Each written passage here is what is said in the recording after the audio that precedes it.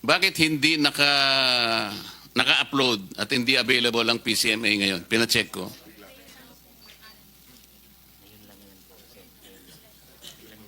Bakit biglang nawala? Naka-upload po sa Mr. Chair. Your Pina-check Honor. namin Biglang nawala. Tingnan mo habang nagsasalita kami rito, bigla niyong tatanggalin. Ganito ang gawin natin para siguro makagawa tayo ng mas mabuti sa ating mga kababayan. We will ask you to install the application into the computers of the Blue Ribbon Committee. We will be in a position to help you, hindi lang mag-imbestiga, kung hindi, babantayan din namin ito. Kasi parang ang bantayan sa inyo, may bantay sa lakay. Hindi, totoo yung sinasabi namin. How much time do you need to install the application to at least 2 computers in our committee?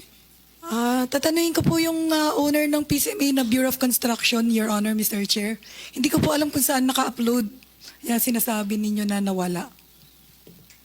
Wala bang taga Bureau of Construction dito? Nakakapagtaka na, this is not pure coincidence. Habang nagsasalita kami rito, pina-check ko, biglang nawala. Biglang unavailable. Kailangan po ibigay nyo sa amin, ito nakalagay, service unavailable. Bigla-bigla naman. Nakakapagtaka naman. Sa dami ng projects sa buong Pilipinas, pumayag ka na tulungan namin kayo. The Blue Ribbon Committee from now on will ask you to give us that application para itong staff namin dito, araw-arawin namin. Makikita namin yan. Makikita namin yan. Opo, Your Honor, sasabihin ko po sa process owner sa Bureau of Construction na i-upload yung... Hindi, dadalhin niya dito niya i-install para ngayon. At siyempre, kinakailangan niyang kahit papano sabihin yung staff namin.